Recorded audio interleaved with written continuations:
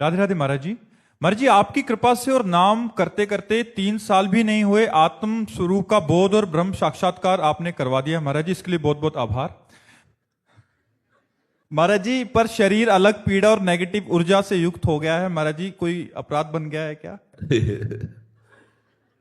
बढ़िया है।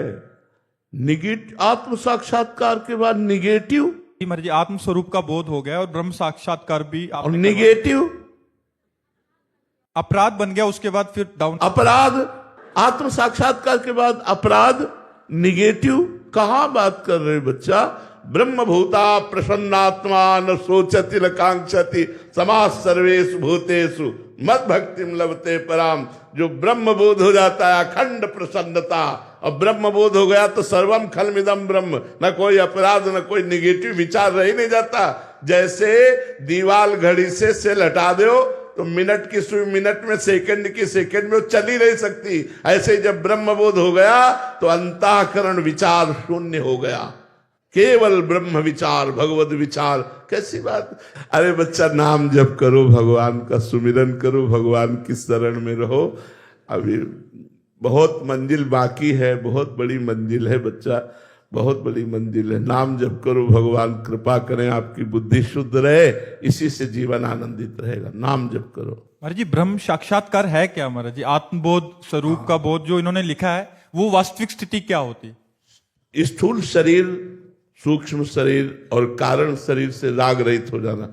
जैसे हमें इनके शरीर से कोई राग नहीं, ऐसे हमें अपने शरीर से कोई राग नहीं। जैसे इनको पीड़ा होने लगे तो हमको भी पीड़ा होगी दयावश देख के, ऐसे इस शरीर को पीड़ा होगी तो बस उतना ही बोध है जैसे इनको शरीर को पीड़ा होगी। बस शरीर से कोई ममता, शक्ति, अहंकार, कर्तृत्व भाव, भोक्तत्व भाव, ये सब खत्म हो जाता है। अरे ब्रह्म साक्षात्कार, आत्मबोध हो, अरे क्या बात तुम करते हो! आत्मबोध हो गया, मोक्षाधिपति हो गया, कोई साधारण बात है? मोक्षाधिपति, जहां चरण रख दे वो भूमि तीर्थ हो जाएगी। तीर्थी कुर्वन्ति तीर्थादि। कोई साधारण समझते हो ब्रह्मबोध संपन्न महापुरुष को? ऐसे देखने को कहां मिलते हैं ब्रह्मबोध संपन्न? ऐसे तो मिल जाएंगे, लेकिन ब्रह्मबोध संपन्न देखने को मिल रहे हैं, बहुत कठिन है। आपका ब्रह्म ज्ञान होना कठिन है, फिर ब्रह्म बोध हो जाना है तो और कठिन बात है। आत्म प्रेमी ब्रह्मबोध संपन्न महापुरुष उड़िया बाबा थे। 18-18 घंटा पद्मासन में बैठते थे। 18-18 घंटा जो पद्मासन में बैठे हुए आत्म स्वरूप में स्थित, वो महापुरुष ब्रह्मबोध को प्राप्त हुए। बीच बीच में जो अनुभव होते रहते हैं कि ब्रह्म साक्षात्कार के, वो अरे ये सब मन है, बहुत चालबाज है यार। ये भगवान भी बल जाता है, बेईमान न जाने कहां फंसा देता। आज कहेगा ब्रह्मबोध है, कल भोगों में फंसा देगा। जब तक मन भगवदाकार नहीं होता तो इस धोखेबाज जादूगर मन से बचो। ये बहुत बड़ा है, सिर्फ 1 मिनट में सिद्ध बना देगा, दूसरे में गिद्ध। इससे बचो।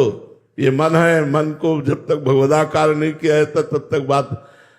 आज तक किसी महापुरुष से सुना है कि मुझे आत्मबोध हो गया है? ये शब्द ही बताता है कि तुम अज्ञानी हो।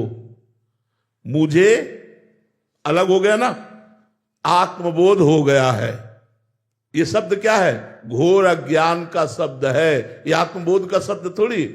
मुझे माइक का बोध हो गया है कि ये आवाज पकड़ता है, समझ में आ गई बात। लेकिन मुझे आत्मबोध हो गया है तो मुझे एक अलग व्यक्तित्व हुआ ना, आत्मबोध अलग हुआ ना। ये घोर अज्ञान की बात है। आत्मा है कौन? मैं ही तो। ये अज्ञान का शब्द। आज तक कहीं लिखा हो कि किसी महापुरुष ने कहा हो कि मुझे आत्मबोध हो गया, तो बताना। दूसरों ने बताया कि आत्मबोध संपन्न महापुरुष ही हैं। तो ये सब कलयुग की चाल है। कहीं कोई अभी रास्ता ही नहीं तय हुआ तो अभी ब्रह्मबोध कहाँ हो जाएगा। जी गौरव अरोड़ा जी, राधे राधे महाराज जी। महाराज जी, ठाकुर जी को पाने के लिए प्रेम पद्धति बड़ी है या शास्त्रीय पद्धति? क्या प्रेम में शास्त्रीय नियम मानना अनिवार्य है? शास्त्रीय पद्धति से ही प्रेम की प्राप्ति होती है। शास्त्र आज्ञा का उल्लंघन करने वाला कभी भगवत प्रेम को प्राप्त नहीं होता है। इसलिए तस्मात् शास्त्रम प्रमाणम ते कार्याकार्यो व्यवस्थित हो। क्या करना चाहिए, क्या नहीं करना चाहिए, जो शास्त्र की पद्धति है उसके अनुसार चले। बिना नियम के प्रेम नहीं होता, और प्रेम में फिर नेम नहीं रहता। प्रेम जब प्रकट हो जाए फिर वो स्थिति होती है।